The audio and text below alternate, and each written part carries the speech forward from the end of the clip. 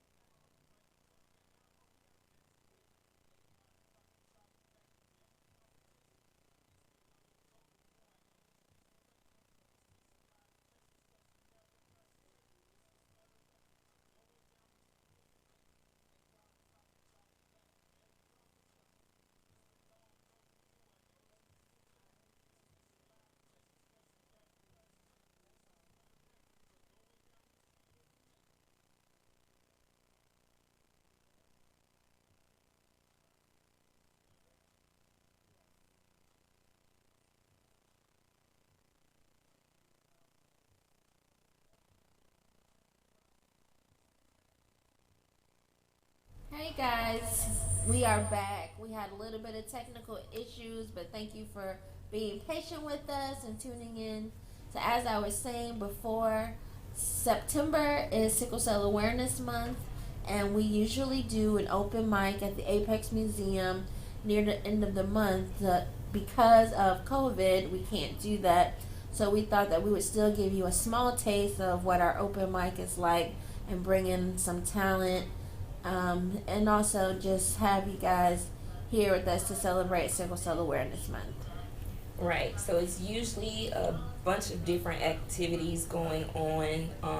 And of course, everybody has gone virtually, not just us, with their activities. So make sure if you're interested in just learning some more information, some of the seminars and things that are going on virtually are free. So find out what your local organization is doing for the month of September. So we do have a special guest with us today that's going to help us bring in our open mic for this month. This is just part one, and we'll do part two on September 28th, which is the next show. So I'm going to go ahead and start with my poem. It's called A Blessing and a Curse. Bear with me, y'all. I tried to memorize this. But I always get nervous when I read my own stuff, so just bear with me. We know how it is. We got your back. Thank you. I have a blessing and a curse. Wish my parents had have gotten tested first. The pain is so unbearable, it just hurts.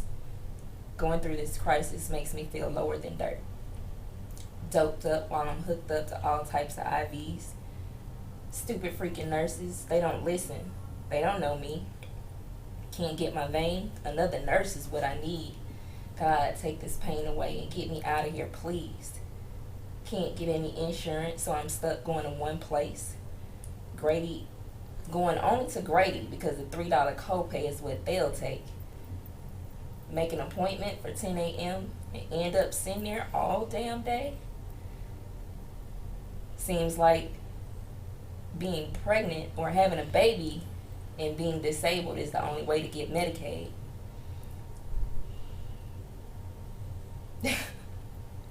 Wait a minute. But because I'm not sick enough and I'd rather work, I don't qualify for SSI. Not taking into consideration that this is making blood vessels burst in my eye, or the deteriorating bones in my shoulders, hips, and spine that hurt so bad I can't do anything but cry. But I still walk around like everything's all good. Well, at least I try. On the other hand, I guess I should be happy that I'm so lucky, because others had to deal with strokes and transfusions and things I never had to see. I know a ton of people who've even died from this disease. Can you imagine seeing and knowing that, what it does to my psyche? Although this illness is more common than you think, still many are clueless. And explaining what it is and what we go through seems so useless, because a lot of the questions that they ask seem so freaking stupid. But we gotta remember that not everybody knows about this disease that's so ruthless. But because of this curse, I'm blessed to have an awesome network and support system. People who understand and have witnessed the same thing, so they listen. For I may not have known who I know or have been who I am without them. So I guess this is how God planned my life. It's all left up to Him. That's it.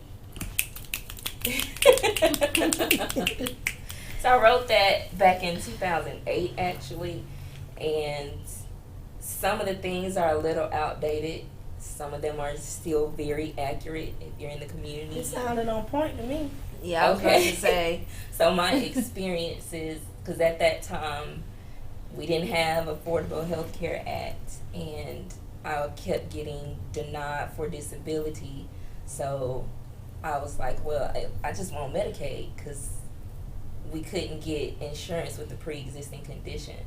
So I remember when you was going through that too. yeah, so this is when I wrote it. I couldn't get any insurance. Grady, oh my God, be there literally all day. Make an appointment for 10 a.m. You had to pack a lunch. Literally, I packed lunches. I took books. I took word puzzles. Like, it was just crazy. So some of that, like I said, is still accurate.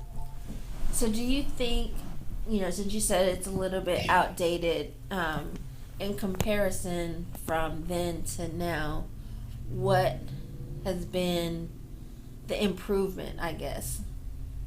Just overall, or Yeah. with Grady? No, not with Grady. Just Okay.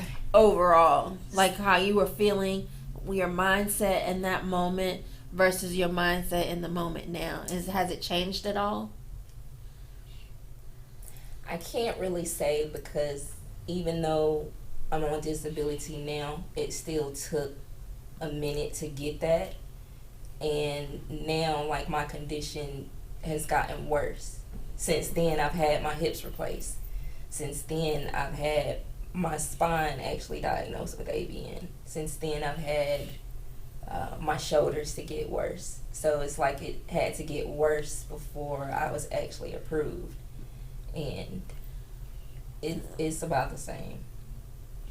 That's crazy. It's almost like you apply for a disability because you need it, because this disease is debilitating at times, and then at times you're just like quote unquote normal, Right. and you can do everything that everyone else can do, but you're penalized for those moments where you are quote unquote normal, Right. but they don't see like the bigger picture of like everything that's breaking down in your body. And it's like, what do I actually have to go through in order for you to see the need that I have? Right. And it's like I said, even with the issues with the eyes, I've had tons of laser surgeries, and even just going forward, we're still penalized by the system if we're taking care of ourselves. Now it's like they want to pull our assistance because we're doing what they want us to do. However, with sickle cell, it's not going anywhere. So we're going to always be dealing with some aspect of it, Yeah.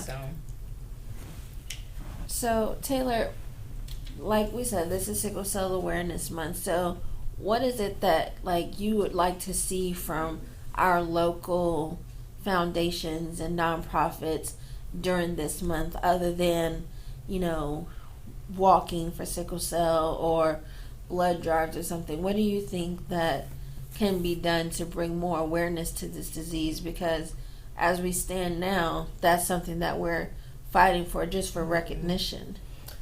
Okay, so you know how the football teams are, you might go in a grocery store and you see the eggs with the cancer ribbons, and the football teams were pink. My son football team did it last year, right?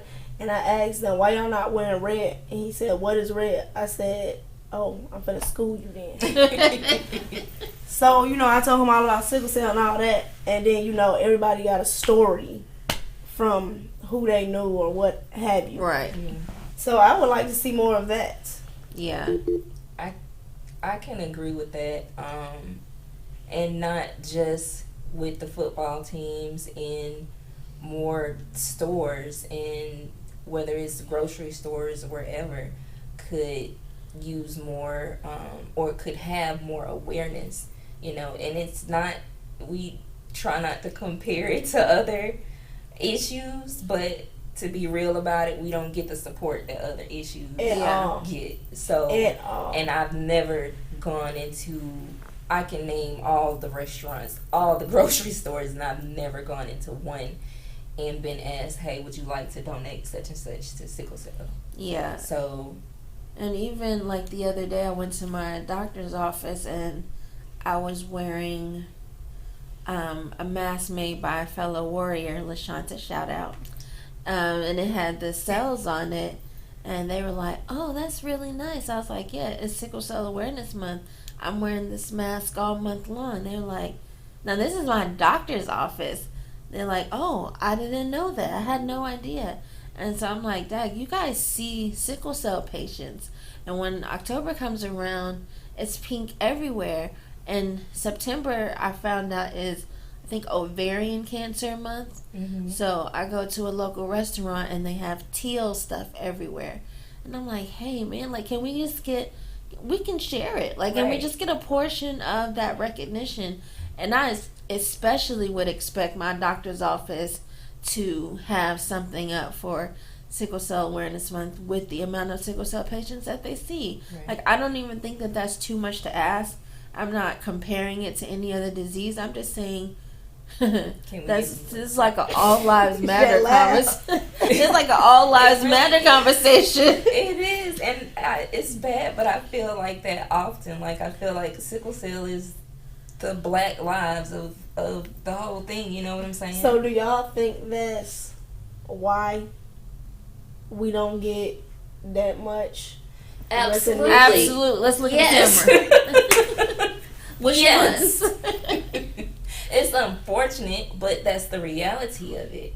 And even when we talk to people at the foundation and other people before, when they used to test people in the military for sickle cell, like, the white people would be ashamed to get back that diagnosis. Yeah.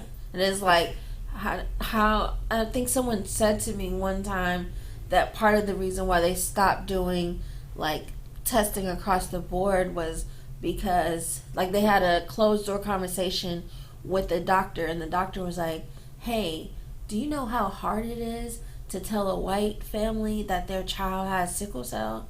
Like, whoa, like, so you guys don't want to test across the board because you don't want to have to be responsible. You don't want the burden to be on you to tell a white family that, because it's not a black disease. Right. Like, so that's your ignorance showing there.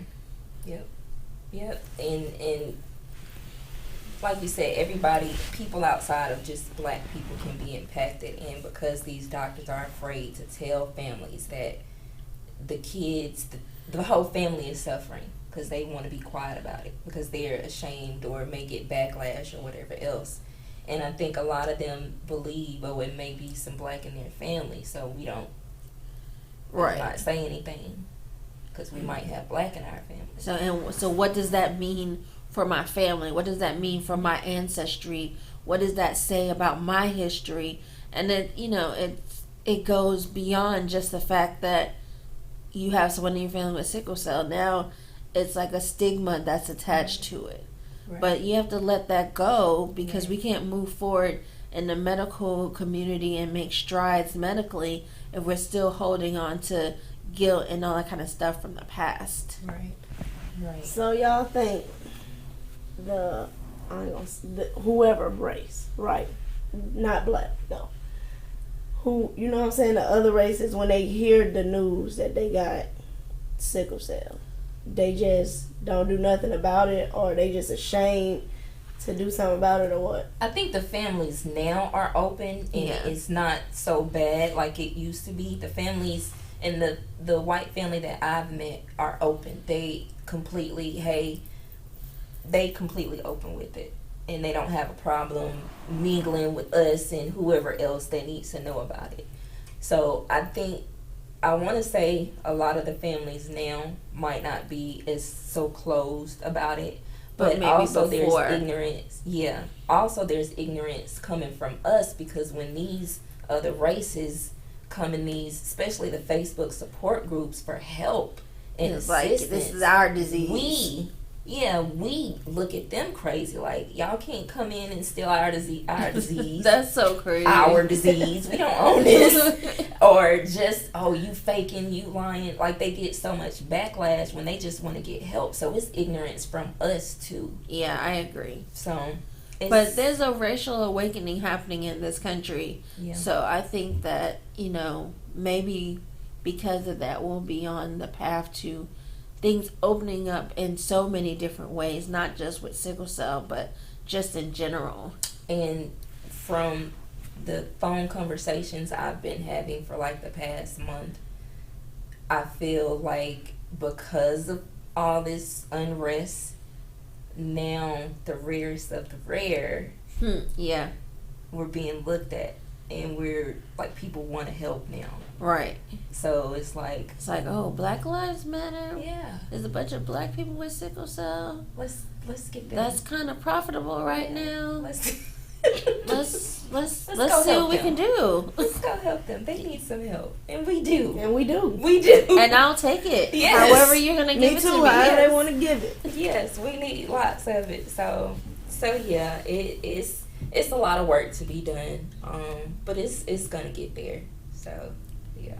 I just want to say this though about y'all too. I love that y'all doing this. Okay. Seriously. Okay. Because it's not a lot of people that is, telling the world about sickle cell. Yeah. And even though y'all just starting here, y'all gonna blow up one day. Thank you. And I'm gonna be like, we received that. And I'm gonna be like, them my dogs, I know them. I was on the white couch with them. Okay, so period. I used to pull up to Mia's house. Right. I know her mama. Wait, and to go back even further, so Taylor is my little sister that we also met at camp. She was one of my camp sisters. Y'all might have seen her in the video that we showed for camp with her picture and her family. Pictures. Yes, the glow up. Right. The glow up. It's real. Because, boy. So, yes, that's how far we all go back. Camp New Hope days. So that's the starting of everything. The start of everything. So the Genesis moments. Right. And since we're talking about the Genesis moment, this will be a perfect time to segue into Taylor's piece that she wants to share with us today. I agree. Oh Lord. Okay. You got it, girl. I'm a little nervous. Only because I don't read my poems to people, but I'm gonna do it for y'all. We appreciate it. If I can find it, honey. Okay. So this is called Taylor versus Sickle Cell. Hi Taylor, did you summon me? No, please go away and give me a break today. Well, why would you want me to leave? Don't you love me as I do you? Sometimes you act as if you don't know I'm here with all the joy you have. Just please, not today. It's my son's birthday, and I wish to spend my time making him smile and not tied up with your agony. Agony? Agony, you say? What about all the days I've been around? I watched you grow up, and we've been through so much. Yeah, we had some times together, but today you will go away. Wait, let's go down memory lane. I took your spleen out. Sometimes I make you mean. Sometimes I make you seem lazy, though you're not. You just be too weak. I love to come when you're asleep. I love every inch of you, from your head to the bottom of your feet. Nobody, not even your mother, will love you like me. Yeah, okay, I get it. You like to mess up my day or even my week. Yes, I love you because you're a part of me, but I despise you as well. And for all I care, you can go to hell. Now, down the hatchet, my meds go. For today, sickle cell is no more. And that's it. Yes. You got a bunch of little hearts on people from live, too. Oh, thank y'all. Just thought I would share that with you. That was wonderful. I think a lot of times we have those moments where we're talking to sickle cell like, look, today ain't the day. I got stuff to do. Girl, today is never the day. You're right. It ain't never the day. Like, oh, you here again? Right. Like, like I just woke up and you starting stuff already. So one Thanksgiving, my mama had just got this new dog, and her husband thought I was talking to her dog, but I was really talking to myself. I'm like, listen, I just need you to chill. We had a good week. I want to make Thanksgiving dinner, and you decide to pop out. Right. YOLO, go back. Yeah, it don't care what holiday, what you got planned. It doesn't care. It get excited when you get excited. Yeah. Yeah. And That's what we were joking earlier. Like, when you get excited about something, you have to be like, yay, this is wonderful. excited, Taylor. That was the best thing I have ever seen in my life. Sickle cell want to turn up with you too, and it's like, no, I want to be excited, but I don't want sickle cell to be excited with me. So. Right. It's crazy. This was maybe like 2 years ago. My sister was in town, and she doesn't live here, so that's like a treat when my sister comes in town. And she was able to go see my son do his thing in the marching band, and she hadn't seen it before. So we're sitting there, and I'm at the game, and sickle cells start creeping up, and I'm like, oh no. I'm like, okay, I just got to make it to the end of this game. Like, I don't want to ruin it for my son. I don't want to ruin it for my sister. I don't want to ruin it for my niece and my nephew who've never seen him. And so it's like, okay, first quarter, I'm sitting there, I'm rocking. I'm rocking. Yes, everybody does sickle cell rock. I'm sitting there, I'm rocking. I'm like, okay, let me take my meds, whatever. Take my little meds. Second quarter, now I'm like, I'm like rocking for real, like I'm in a rocking chair. Third quarter come, my sister's like, you made it through third quarter. I was like, there's 4 quarters in football. She was like, oh. But I couldn't take it anymore. Yeah. And my son is down there. I made it through halftime at least. I was like, he has to go on the field. Like, so I'm suffering in the stands, just waiting for him to make it through halftime, and then I could pull him out the stands or whatever. Mm-hmm. So at the end of third quarter, after they've done the halftime show, whatever, I'm like, somebody get my kid. We gotta go to the hospital. Like, mm-hmm. But it just was like one of those things where I was so mad with myself for like ruining everybody's experience. Yeah, and I think that's a lot of the guilt that weighs on us. We don't even want to really admit that we're hurting or probably need to go home in those times. Yeah. We don't I done got so good to the point where I just know how to play it off. Depending on who it is, they can tell. Like my mom. My grandma? Boy. They can look at you. Something ain't right. Something ain't right. Yeah. When my grandma called me on the phone, sometimes she be like, go ahead to the hospital. Call me when you check in. I be like, Grandma, how you know that? I can hear it. In your voice. Yeah. Yep. She got that power. Mama's got that power. Like with my son now, like I'll be home and I'll be like laying in a ball on the floor, and he'll be like, "You want me to call Grandma?" I'm like, "No, don't call her. I'm fine." Cause I know my mom's at home chilling. I don't want to bother her. I don't want her. It's late at night or whatever. I don't want her to have to come out in the nighttime and all that kind of stuff. And then my son will disappear, and then he'll come back and hand me the phone. I'm like, I told you not to call her. But he's taking care of me. He's looking out for me, and I can't be mad at that. Yeah. I'm just mad at the fact that we're in this place where somebody has to look out for me sometimes because I'm stubborn and I don't want to bother people, or I'm thinking about other people before I'm thinking about myself. Yeah, that's a lot of, if not all of us. So Taylor, you have a unique experience because your brothers have sickle cell too, right? So how was it? Because a lot of us, I know for me especially, I'm the only one in my family with the disease. And I still, besides Jennifer and the people that I've met, over time, there was nobody really to understand what I was going through. Yeah, so for number one, it kind of run in my family because I have an aunt actually on both sides with it. Wow. My aunt on my father's side passed.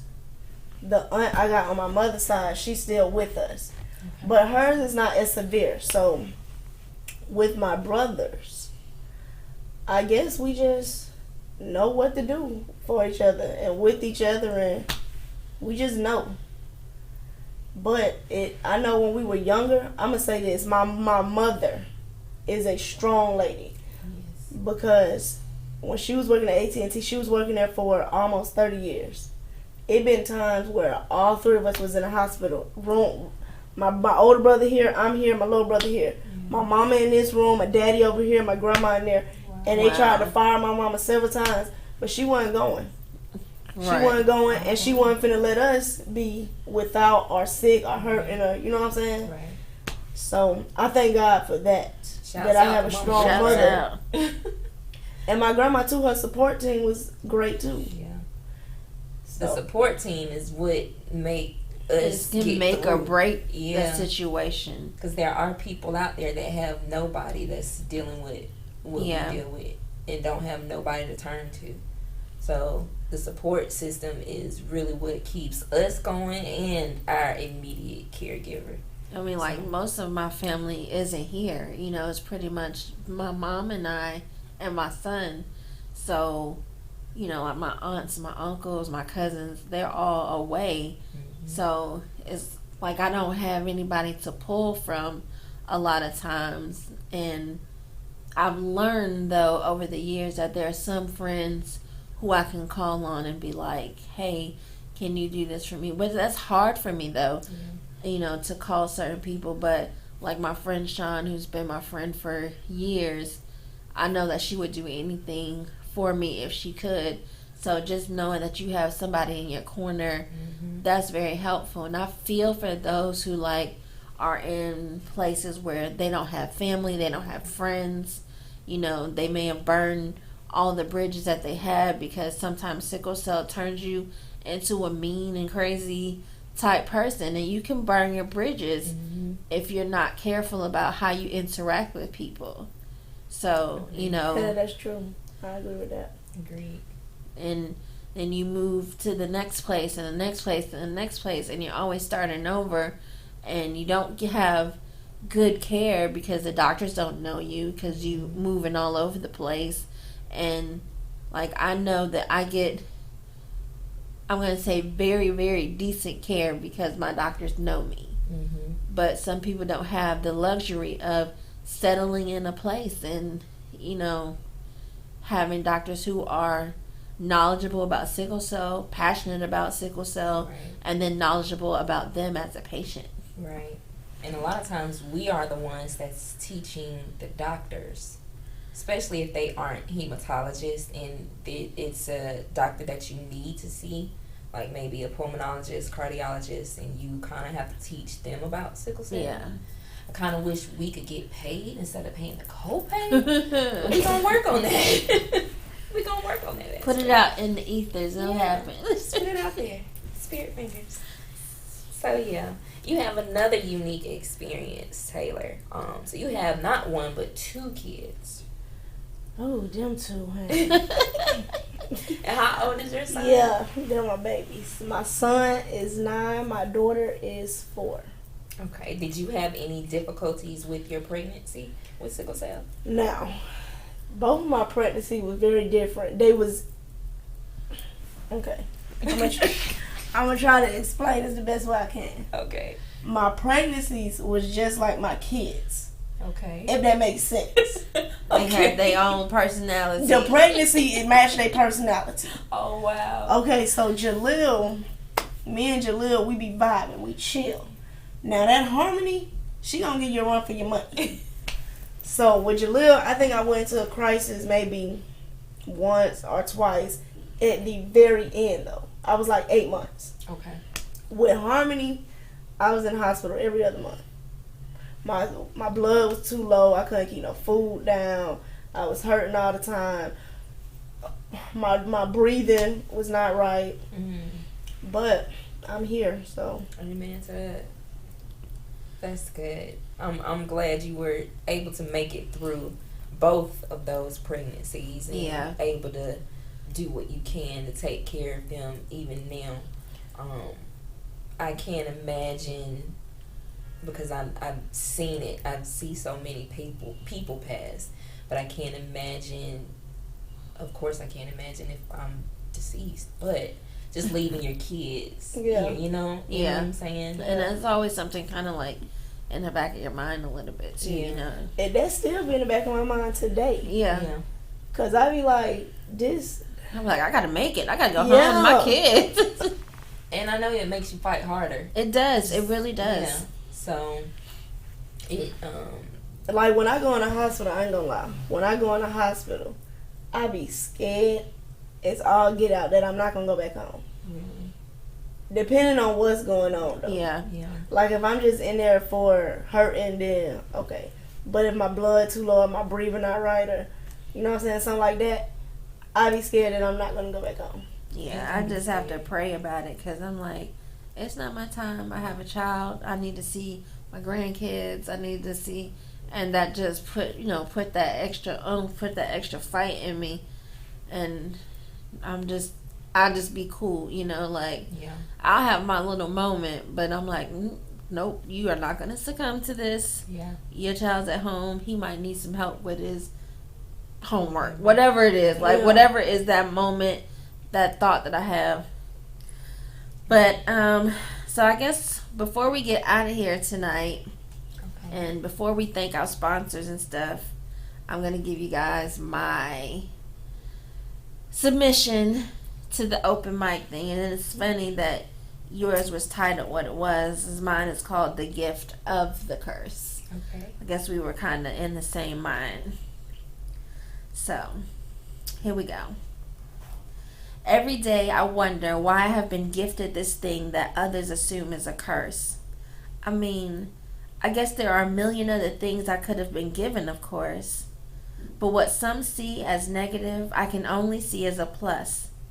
It allows me to see that living life to the fullest is a must. We rejoice for the sun, even if for days there's been nothing but rain. And I appreciate my every waking moment more because I really know pain.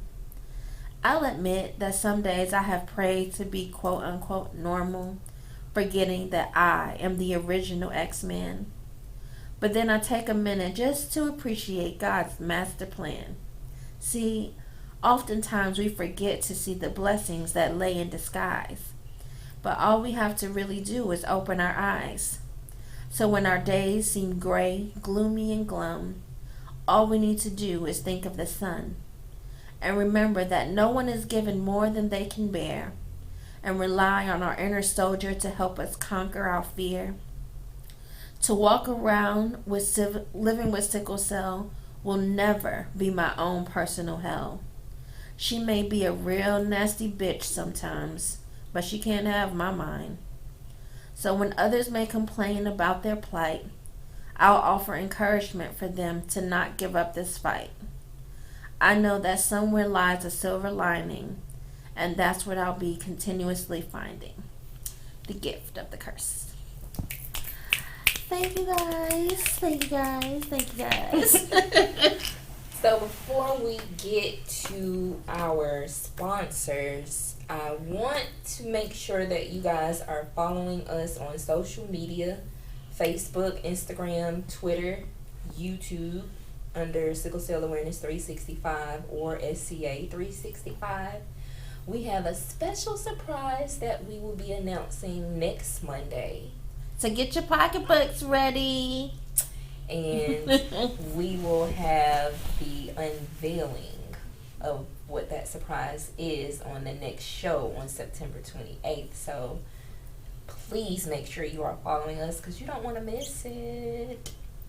And thank you to our sponsors who are Apex Museum, Mr. Dan Moore. The GOAT. Yes, he is, who is, like Jennifer said, the GOAT, the owner of the Apex Museum in downtown Atlanta on the historic Auburn Avenue. Please go down that way because there is a huge mural of Mr. John Lewis, and it's just beautiful. So check out the Apex Museum just to know where it is because they're not open right now due to COVID. Thank you to Miss Tanya Robinson at Kids Stop Daycare and Learning Center. And thank you to Black Professionals Network. We cannot wait to see them and work with them again once everything calms down. And we definitely want to thank Taylor for coming in and blessing us with her presence. Y'all are welcome. And thank you for having me. I was nervous, but now I'm not. You good now? Yeah. You did a great job. You did. So thank y'all for tuning in. We are sorry about the technical problems, but we're so glad that you hung in there with us. Yes, and we have an even more amazing show on September 28th. So y'all come back. All right, we're out of here, guys. Peace out.